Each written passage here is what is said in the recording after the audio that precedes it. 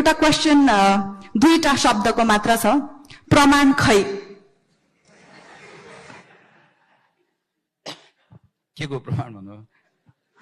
बुझेपछि बुझ्नेलाई इशारा काफी छ दाइ, तपाईलाई भन्नुपर्छ र होइन। यो क्वेसन चाहिँ मलाई मेरो पनि कमेन्टमा एकदमै धेरै साथीहरूले पठाउनु भएको छ। किन मैले सुरुमा पनि भने मैले हुन त यो आज नेपाली कांग्रेस पार्टीको यो प्रतिज्ञा सभामा मैले यो प्रश्नको यसलाई मेरो कमेन्टमा आएको अघि मैले सुरुमा आउँदै गर्दाखेरि मैले यो प्रश्न लिने कि नलिनुहोला भन्ने कुराको म दुविधामा थिएँ।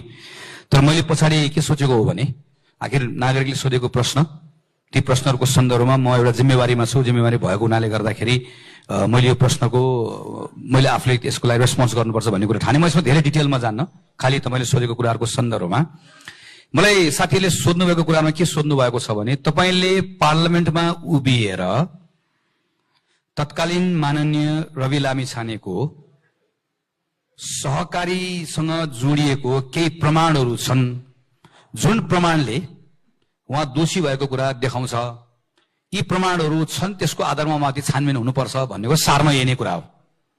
तपाईँले प्रमाणहरू छन्, उहाँले सहकारीको रकम अपचलन गरेको प्रमाणहरू छन् भनेर भन्नुभयो। त्यो प्रमाण खोइ, त्यो प्रमाण खोइ, त्यो प्रमाण खोइ भनेर चाहिँ मलाई बेला बेलामा त्यो रिप रिप रिप भनेको जस्तै दुईटा आउँछ। मलाई त्यो साथीहरूले गर्ने कमेन्टमा एउटा बाख्रा बाख्रा बाख्रा भनेर आउँछ, एउटा प्रमाण प्रमाण प्रमाण भनेर आउँछ होइन। अब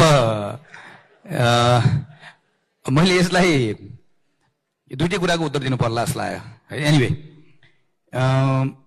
मैले त्यही भएर चाहिँ यो के गरौँ, मैले खालि एउटा सानो एउटा टेक्स्ट मैले रेफरेन्स ल्याउनुपर्छ होला भनेर ल्याएर राखेको। मान्य रवि लामिछानेको नाममा 2 करोड कर्जा प्रवाह भएको र आफ्नै हस्ताक्षरबाट चेक भुक्तानी गरेको देखिएकोले रकमबारे थाहा थिएन भन्ने जिकिर खण्डित भएको।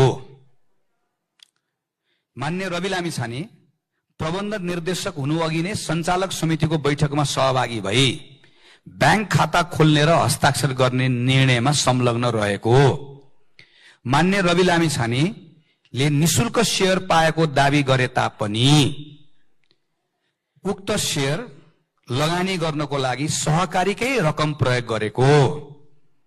मान्य रवि लामिछानेले आधिकारिक रूपमा अलग भएको भनिएको मिति पश्चात पनि कम्पनीको 100औं चेकहरूमा निरन्तर रूपमा हस्ताक्षर गरिरहेको। मान्य रवि लामिछाने कर्मचारीको रूपमा मात्र नभई कम्पनीको सञ्चालनमा सारभूत प्रभाव पार्ने हैसियतमा रहेको अन्य कर्मचारीको बयानले समेत स्पष्ट पारेको। मान्य रवि लामिछानेले सुप्रिम सहकारीको रु 10 करोड 79 लाख गैर कानूनी रूपमा गोर्खा मिडियामा लगी संगठित अपराध गरेको दावी रहेको। मान्य रवि लामिछाने कम्पनी स्थापना भएको दिनदेखि नै 15% शेयर धनी रहेको र व्यवस्थापनमा सुरुदेखि नै संलग्न देखिएको। यो अहिले मैले पढेर सुनाएको कुरा चाहिँ यो मैले भनेको होइन, यो नेपालको सम्मानित सर्वोच्च अदालतको डिभिजन बेन्चको फैसला जुन चाहिँ वेबसाइटमा छ त्यसलाई मैले पढेँ है। अब मलाई सोध्नु भएको कुरा के हो भने मान्यजीले प्रमाण लिनुभएको कुरा, मान्यजीले यसबाट कर्जा प्रवाह भएको प्रमाण छ, कर्जा लिनुको प्रमाण छ, यही भन्छ निजको नाममा कर्जा प्रवाह भएको र आफ्नै हस्ताक्षरबाट चेक भुक्तानी गरेकोले रकम बारे थाहा थिएन भन्ने जिकिर खण्डित भएको।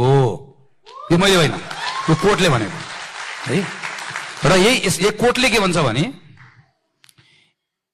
सूर्यदर्शन बचत तथा ऋणमा 1.5 अरब रुपियाँ हिनामिना गोर्खा मिडियामा त्यसबाट 30 करोड प्रवाह भएको। सुप्रिम बचतले के भन्छ यसको बारेमा, रूपन्देहीको कोर्टले के भन्छ, मान्यजीको नाममा बिना धितो 2 करोड ऋण प्रवाह भएको। चितवनको कोर्टले के भन्छ, मान्यजीको नाममा 11 करोड 70 लाख गोर्खा मिडियामा गएको र मान्यजीले हस्ताक्षर गरेको 414 वटा चेकहरू फेला परेको। अब काठमाडौँले के भन्छ, काठमाडौँको कोर्टले के भन्छ, 5 करोड 8 लाख दावीको बारेमा सञ्चालकहरूसँग मिलोमतोमा ऋण प्रवाह भएको। पर्साले के भन्छ फेरि 1,50,00,000 रुपियाँ मान्यजीले चाहिँ व्यक्तिगत रूपमा ऋण लानु भएको हो। अब यो सबै मैले एउटा पनि मैले भनेको होइन यो। मलाई अहिले भन्ने मन पनि छैन, खास मलाई यो विषयमा प्रवेश गर्ने मन पनि थिएन। तर अब मैले प्रतिज्ञा पत्रमा छलफल गरौँ भनेर पठाएको क्वेसनमा पनि अब रिप भनेर पठाइदिएको छ कि बाख्रा भनेर पठाइदिएको छ कि प्रमाण भनेर पठाइदिएको छ। त्यही भएर पनि तपाईँले पनि क्वेसन नसोधी नरहन सक्नु भएको होला। म आफै पनि यो क्वेसन त आउँछ भनेर चाहिँ यो अघि आएको जस्तै गरिकन यो अरू जस्तो प्रतिज्ञा पत्रको आएकै थियो। मैले खालि यति मात्र भने यसमा कि यो जे कुरा मलाई सोधिएको कुरा हो, यो कुरा मैले यसको बारेमा बताइराख्नु पर्दैन। जसलाई इच्छा छ कृपया सम्मानित सर्वोच्च अदालतको वेबसाइटमा गएर त्यसलाई गएर हेरिदिनु होला। मैले यति नै राखेँ। धन्यवाद।